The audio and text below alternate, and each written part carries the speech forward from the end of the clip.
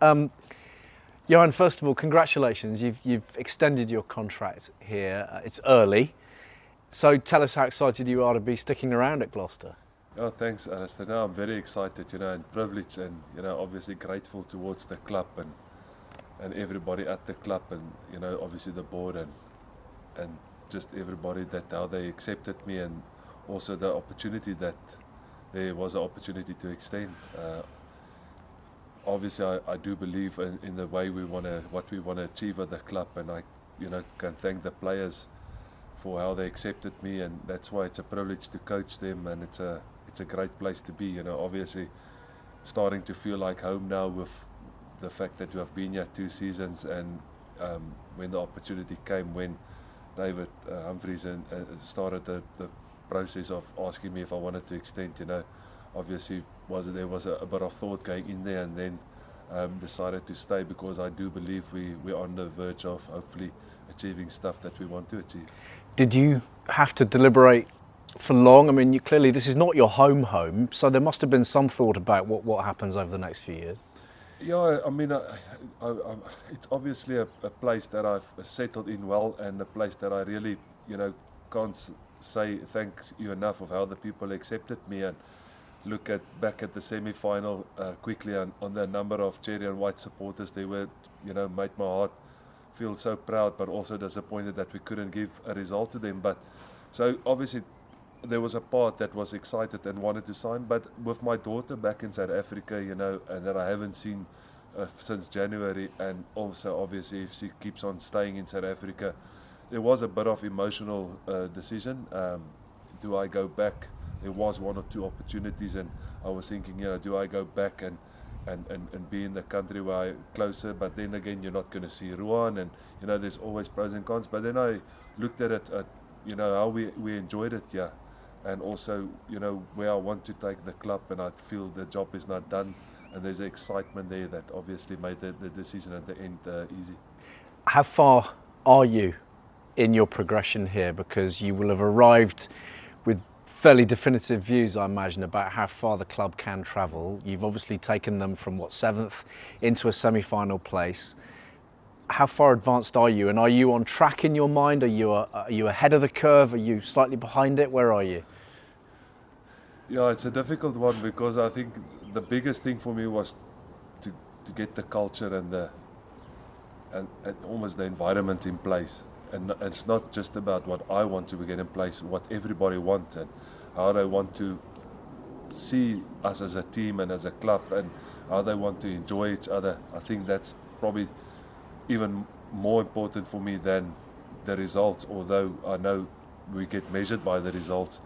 So that was the big change, and I wanted us to play a style of rugby that everybody will enjoy regardless of the outcome, and everybody feel part of the supporters, but as well as the players. So to answer your question, I think on the progress, it's going well.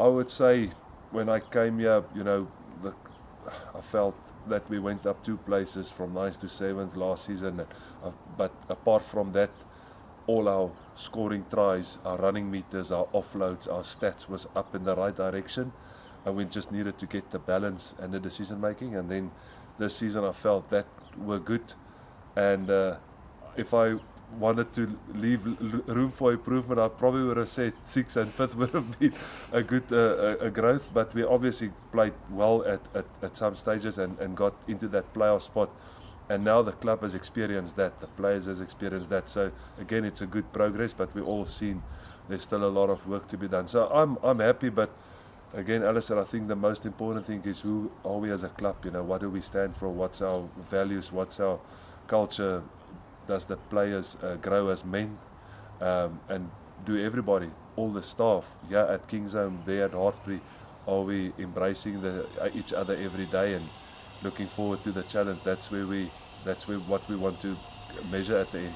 Your motto, if you like, or catchphrase was play to inspire, and that's been very effective in terms of the style of rugby that you're playing, Johan. I think that's clear for everybody to see.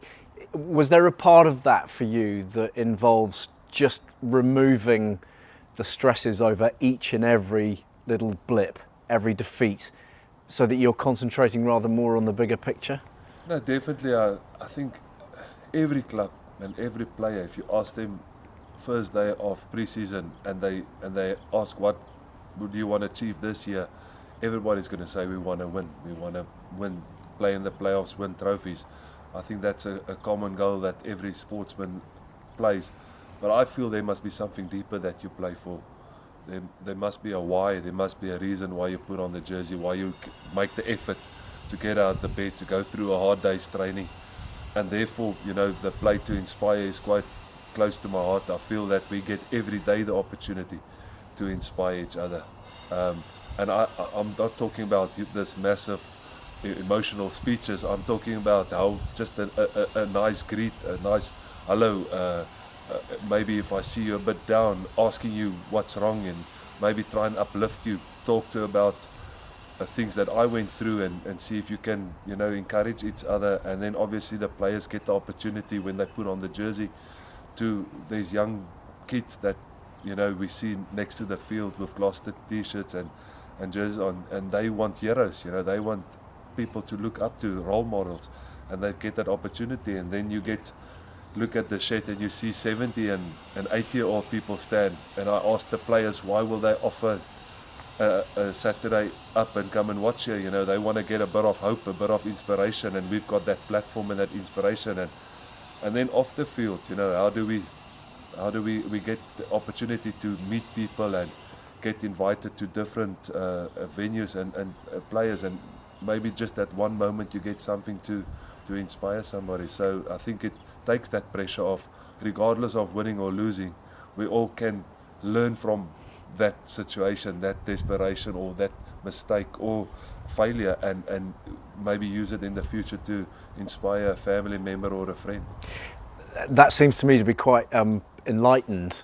We're seeing more coaches, more managers, I suppose, adopt that sort of policy because they're seeing the effects and the ramifications on the pitch. But at what stage for you did that become something that you really wanted to embed in a team that you were in charge of? Was there a moment or a person was there a light bulb moment in that regard where you thought that's how I want to manage?